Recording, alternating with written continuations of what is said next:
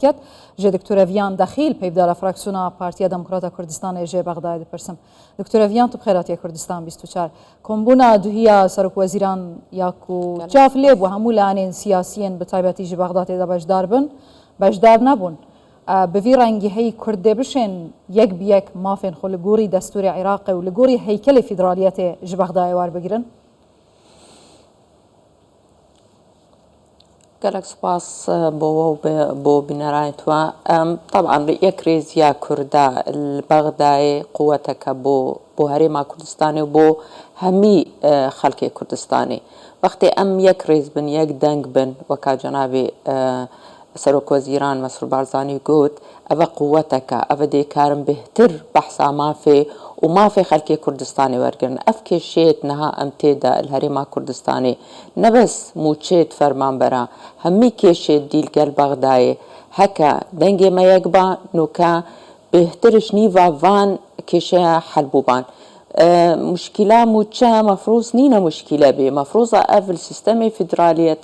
سيستمي ديمقراطية الجورد دستور عراقي أفتشتكي روتيني واعتيادي بي يعني وكا فرمان برك الزاخو يعني الدهوكي يعني الهوليري يعني البصرة يعني أنبار وكو إيكن مفروض نينا همي هر هيفكي خلكي ما يعني سياسة مدارة ما تشيكي شيك بن والله موتشي فرمان براني تمنهاتن مفروضة أفات تشتكي يعني سيستماتيك بي وبتشي أم بهتر شر بو ما في دي بكن قالك ما في تمهينا يتري ما كردستاني إيش وقت ديكتاتوريته أو أم نجهينا أم فان حقوق خلق خوبين نوكا العراق كديمقراطي المفروضة على أساس العراق كديمقراطي بشتي 2003 أف مافا همي هاد همي جيب كربان بلام ناريزيا بشكش كتلت ماش أحزابت ميت كردستاني مع الأسف وصالي كرياكا أم نكارن بقوة البغداي باخفن وقتي أم كمثلا بارتي ديمقراطي كردستان أم بحثا موتشيت فرمان برامبكا أم بحثا جينوسايدا حلب شو بارزانيا وشنغالي بكن وقتي أم بحثا مادة صدو تشل بكن هكا هندك أطراف دي بشمة تشن أف بحثا بشكلكي دي تينا بيش أفا مشكلة مظنة بتأكيدي أوي دي هندك سياسات عراقي وسايا دجي هريما كردستاننا دجي دستورن قناعة بديمقراطيتنا أساسا نظام ديمقراطية تشيا أساسا النظام الفيدرالي يعني تشيا أفا هميد بنا كيشا بو هريما كردستاني أفا چند صالة بتايبتي أف 3 صالة أخيري چند وفت إش كردستاني هاتنا بغداي وش بغداي چنا كردستاني تايبتي جناب سروك وزيران وحتى جناب سروك بارزاني هاتا بغداي بشتي 7 صالة كان هاتبو أفهمي بو حل كرنا هندك كيشيت كجلكي جرينجن بو هريما كردستاني بو خلكي كردستاني بشكل عام بحثا بارتي وأحزاب الدين هاتيا كرن أم وقت وفدت ما وقت جناب سروك هاد بحثا خلكي كردستاني هميكر ما فتوان هميكر فرمان برانت همي أحزابانا نأت حزبكينا جبر هندي يكريز ياما أفا قوتك بو بلام بداخوا أفتشتين وكاتشيت بأفا همي تراكمات هندك سياسات ناحزان داخلي هريما كردستاني والبغدادي دكتورة فيان موچا ورگرين هريما كردستان جوان لانين سياسيين دهي بشدار نبوين جيهنا جه نوینوینه جه یک گرتونه جه کومالن بوچی کرد بیک دنگی د کمبونا دهی دا بجدار نبون و پرتو بالاویه کردوشین مافی خول بغدای وار بگیرن؟ أبدا وقت أف انقسامات الداخلي مالا كرديها بقد نكارن بجهن حقيقو بداية وقت هاتنا بغداد بشتي 2003 وقت الدستور هات دانان 2005 وبسروكاتي جناب السروك وقت الفيدري بقوة بن بغداد تقريبا يكريزيك هبو بو مالا كردي قالك تشت ما كاري أم تثبيت كان الدستور العراقي بلام أف أخيرا أف انقساماتا أف هندك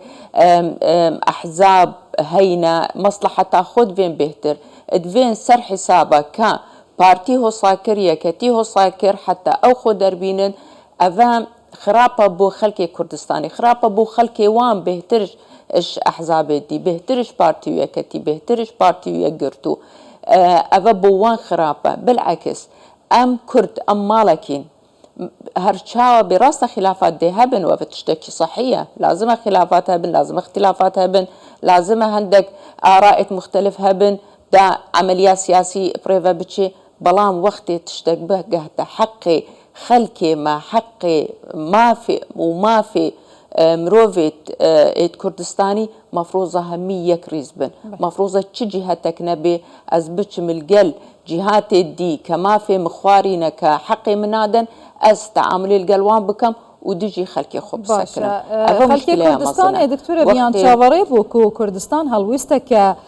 تنترني شابدت در حق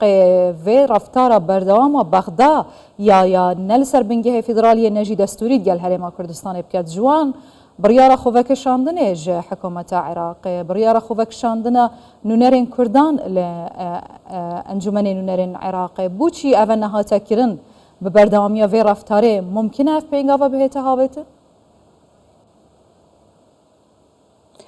همي سيناريوهات مطروحا هكا نجهش نحلكي نهائي وواقعي وقطعي لقى الحكومة بغداد سيناريوهات دي هبن طبعا أفجي قريداية بقيادة يعني نأم دي برياريدن أكيد قيادة رؤية كاوان بهتر هيش مودي كارن بهتر ظانبن شل مصلحة هريما كردستاني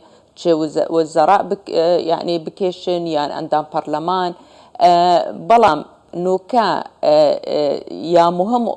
أو أم حقي خلقي خوار بقرن راستي خلال في فترة يعني بچندهي وفد وچندهي اجتماعات هاتينا كرن قال حكومة بغداد همي جار وعد وعودتوان تايبتي بداية تشكيل حكومتي بري موازنة بيت دانان نوكا جي اف اشكال افا نوكا هاتيا بديتنا من افا زختك حتى موازنة ام تمرير بكن وام تصويت السر بكن الجوري كأو تشدفين الجوري كقناعة تاوان شيا برهندي بري هر تشتكي مهم جرينج العراقي كشاكي بو هريما كردستاني تشيت كان شو كظانن مجموعة نائبة ما البرلمان العراقي يعني عدد كباشن وبي كردان كار موازنات تخو درباس كان طبعا اف مشكلة اوان قال حتى محافظات دي هينا بلان لسان وياهم واركرنا يا نخير يقدن دينا نخير يقدن دينا بس سقلي كتلة كردي البرلمان بغداد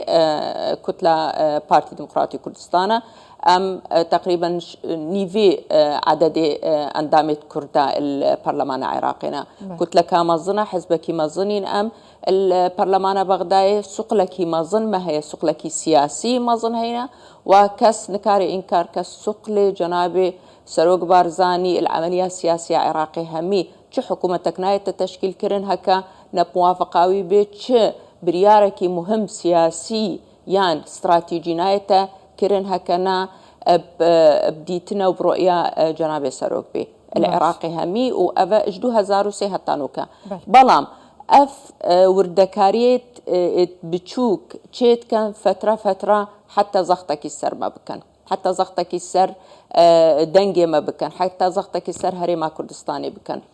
اف اجتماعات ولجان همي جار اتجهنا موافقات تقريبا نهائي وبلام اللحظة أخيري بغداد نزا